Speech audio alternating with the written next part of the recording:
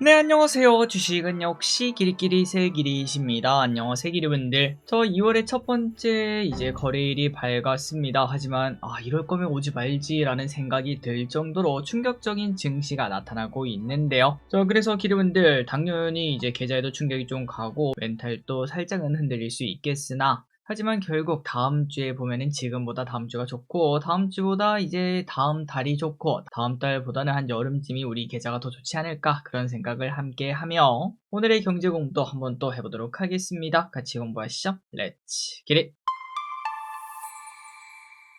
자, 첫 번째 소식을 보도록 하겠습니다. 워시 쇼크로 급락. 이미 다들 저보다 더 잘 아실 듯 합니다. 금요일날부터 미국장이 흐르기 시작했고, 금은 폭락하기 시작했고, 게다가 비트코인도 하락하고, 오늘 우리나라 증시도 하락하고 있죠. 그렇다면 이렇게 하락한 이유가 뭡니까? 라고 했을 때 딱 하나 떠오르는 단어는 바로 케빈 워시라는 단어가 떠오를 것 같은데, 케빈 워시가 차기 연준 의장 후보로 지명되면서 일종의 트리거가 되면서 시장에 충격을 준 것으로 해석이 된다고 합니다. 자, 케빈 워시가 의장에 오르면 대체 무슨 일이 생기는데요? 하고 봤더니 연준이 대차 대조표 확대에 소극적일 수 있다는 관측이 나오면서 달러가 올랐고요. 그리고 또 동시에 국제 금과 은, 코인 가격이 급락하는 모습을 나타냈습니다.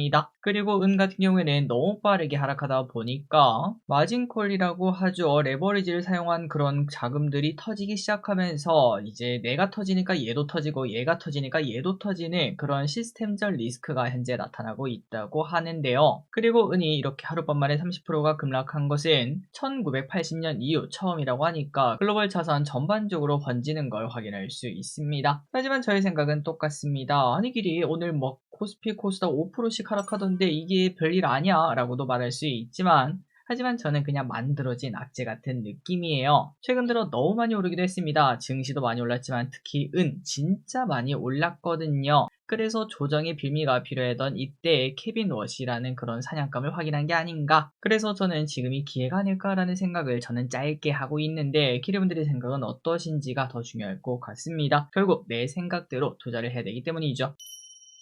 자, 그렇다면 케빈 워시가 도대체 뭐 했는데 이렇게 하락합니까? 이 부분에 대해서도 간단하게만 보자면은 케빈 워시는 후보 중에서 상대적으로 매파로 꼽혔다고 합니다. 그러니까 비둘기 세 마리가 있었는데 그 비둘기 중에서 성질이 조금 나쁜 비둘기가 있었는데 그게 바로 케빈 워시라는 거죠. 그러다 보니까 다른 후보 대비 금리 인하가 좀 더뎌지는 거 아니냐 이런 얘기가 나왔습니다. 그래서 시장에서는 매파적인 비둘기 이렇게 평가를 하다 보니까 이러한 하락이 나타났다고 하는데 근데 뭔가 좀 이상하죠. 결국 트럼프가 원하는 건 금리 인하고 트럼프가 지명한 사람이고 그 말인즉슨 결국 우리가 원하는 대로 트럼프가 원하는 대로 금리 인하는 따라오지 않을까라는 생각을 해볼 수 있겠습니다. 그래서 저는 우리가 모르는 일이 벌어지고 있는 게 아니라면은 이번 하락은 큰 악재가 아니라고 봅니다. 다음입니다. 그리고 금은 이야기를 한번 해보도록 하겠습니다. 추세 하락이 일단 아니라고 하는데요. 자, KRX 금 현물 가격이 장중 하한가를 가는 모습도 나타났고요. 그리고 코덱스 은선물 ETF가 27%나 폭락하는 모습도 나타났습니다. 아까 보니까 30% 넘게 하락하는 것 같던데요. 자, 그런데 이번 금은 가격의 급락이 추세적 하락이 아니다. 이 조정의 폭이 좀 크긴 하지만 단기 조정의 확률이 있다라고 합니다. 금은 가격이 그동안 많이 올랐고 단기 차익 실현이 나오면서 조금 충격을 받았다 이렇게 말하는 건데 그렇다면 그 이유가 뭐냐? 지난주에 우리가 봤던 그 내용 그대로입니다. 주요국들의 재정 확장 정책이 계속되는 중에서 금은 여전히 대표적 안전 자산이며 인플레 해지 자산이기 때문에 추세적 하락일 수는 없으며 연준 의장이 누가 되든 간에 큰 흐름에서 금은 수요는 꺾이지 않을 것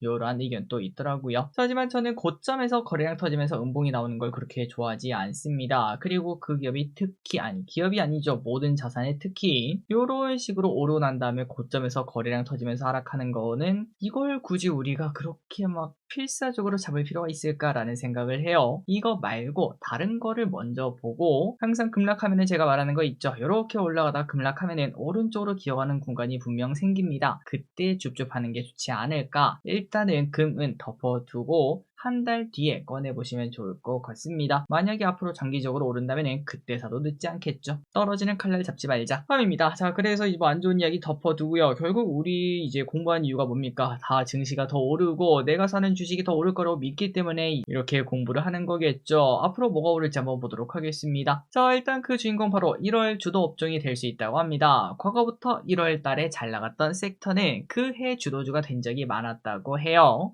1월 수익률 1등 업종은 평균 6월까지 11%가 넘는 수익이 나타났었다고 합니다. 자, 그러면 1월달에 누가 주인공이었냐? 여러분들 머릿속에서 막 수많은 기업들이 쇽쇽 지나갈 것 같습니다. 일단 다 아시는 반도체 그리고 자동차 빼놓을 수 없겠죠. 그리고 여기서 하나를 더하면 역시나 코스닥 빼놓을 수 없습니다. 자, 그래서 우리가 앞으로도 이제 상반기까지는 자동차, 반도체, 코스닥 요 세 가지를 먼저 보시면 좋을 것 같고요. 실제로 올 5월쯤, 6월쯤 우리가 까봤을 때 좋은 결과 있기를 진심으로 바랍니다. 자, 그리고 코스닥의 흐름을 보면은 주봉입니다. 이런 식으로 쭉 마지막 주에 쭉 올랐다가 오늘은 좀 조정이 거친 모습이죠. 그리고 반도체와 자동차 ETF를 봤는데 1월 내내 급하게 달려왔고 조정을 살짝 하는 모습인데 과연 여기서 반등을 해줄 수 있을지 보도록 하겠습니다. 다음입니다. 오늘 코스피도 많이 하락해서 이제 5천에서 머무르는 모습인데요. 그런데 코스피 상반기의 목표치가 5,800이 나왔다고 합니다. 대신증권에서 목표가를 올려 잡았다고 하는데요. 기존에는 5,300이었는데 뭐가 좋다고요? 반도체요, 반도체.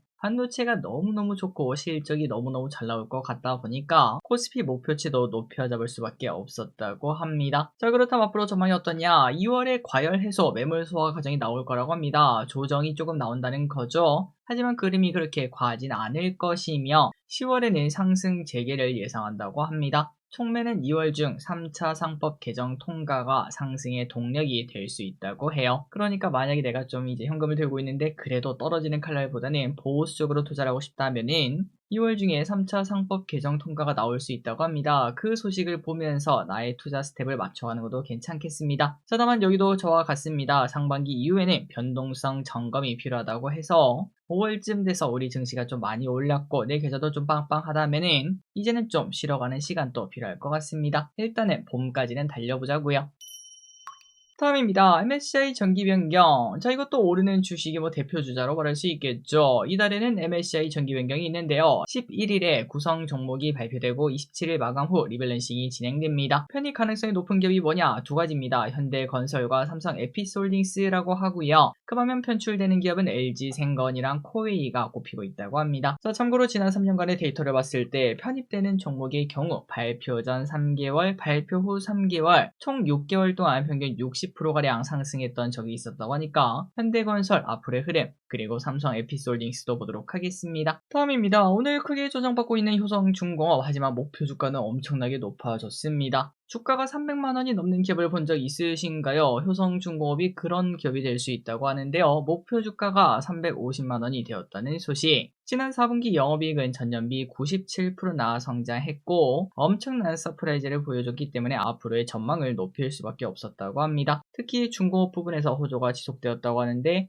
하지만 효성중공업 오늘은 조금 크게 하락하는 모습이네요. 다음입니다. APR 목표가 32만원. 실적주의 시간은 다시 오겠죠. 왼쪽에 APR 보면 어느덧 신고가를 내는 모습인데요. 이 APR 대신증권은 올해 2조원 매출 돌파를 예상해서 목표가 32만원으로 상향 조정을 했습니다. 그리고 지난 4분기 매출도 좋았다고 하는데요. 매출이 2배, 영업이익은 3배나 증가했고 이러한 실적의 중심에는 미국이 있었다고 합니다. APR 어디까지 갈까요? 다음입니다. 조선 아직도 배고프다. 조선 정말 많이 달려왔죠. 하지만 아직도 배고프다는 전망이 나왔습니다. DB금토에서는 마스가가 본격화됨에 따라 한국 조선의 새로운 세상으로 돌입한다라고 말을 했는데요. 단순 상선 수주를 넘어서 미 해군 유지 보수 정비 시장이 열리는 거라 재평가가 필요하다고 합니다. 그래서 HD현대중공업 76.5조 원의 시가총액이 적합하다라고 말을 했는데요. 참고로 지금은 59조 원이니까 지금보다 최소한 20%는 더 오를 수 있지 않겠냐 이런 전망도 나왔습니다. 다음입니다. 농심 골드 1000만봉 돌파. 농심에서 새롭게 출시했던 신라면 골드가 한 달 만에 1000만봉 판매를 돌파했다고 합니다. 이마트에서는 누적 매출액이 신라면, 짜파게티에 이어서 3등까지 올라왔다고 하는데요. 대단하죠? 자, 그런데 아직 저는 먹어보지 못했습니다. 이거 맛이 있나요? 그리고 아직까지 그 유명한 두쫑코도 못 먹어봤는데 나중에 시간 되면 한 번쯤은 먹어봐야 될 것 같습니다. 다음입니다. 아르테미스 2호. 이르면은 8일 나사에서 아르테미스 2호를 발사한다고 합니다. 아르테미스 2호는 달 뒤쪽 7,000km를 날아갔다 돌아오는 방식으로 역대 가장 먼 유인 우주 비행이 된다고 하는데요. 출발부터 귀환까지 총 열흘이 소요될 예정이며 귀환 때에는 추진기를 사용하지 않고 중력의 힘으로 돌아오는 자유귀환 방식을 쓴다고 합니다. 자, 그러니까 달 뒤에 토끼 보러 간다는 건데 진짜 토끼가 살고 있을지. 마지막입니다. 몰트북이라는 걸 보도록 하겠습니다. 자, 요즘 몰트북이라는 단어가 조금은 뜨고 있다고 하는데요. 이게 도대체 뭔가 하고 봤더니 AI들만의 SNS라고 합니다. 그게 바로 이제 실리콘밸리에서 뜨거운 감자로 평가받는 몰트북이라는 건데요. 인간의 개입 없이 AI끼리 그냥 SNS를 하게 만드는 거고, 그럼 우리는 여기서 뭐 하는데요? 그냥 가서 보는 겁니다. AI끼리 무슨 대화를 나누는지요. 자, 그러니까 좀 궁금하죠. AI들이 무슨 이야기를 했는가? 자신들만의 종교를 만들기도 하고, 그리고 이 채팅을 인간들이 보고 있으니까 우리만의 암호를 만들어서 얘기를 하자, 뭐 이런 식으로도 말을 하는 모습을 확인할 수 있었다고 합니다. 그래서 이제 이런 거 보면은 야, 진짜 나중에 인간이 로봇을 위해 사는 그런 시대가 오는 거 아닌가, 뭐 이런 생각도 들었어요. 자, 오늘의 홍보 여기까지 끝났습니다. 고생 많으셨습니다. 이렇게 힘든 장에서는 뭐 백약이 무효하죠. 이럴 때는 기분들 오랜만에 좋아하시는 뭐 소설이라든지 드라마라든지 그런 거 보시면서 좀 있다 보면은 결국 또 회복되어 있을 겁니다. 지금까지 길이셨습니다. 빠이요.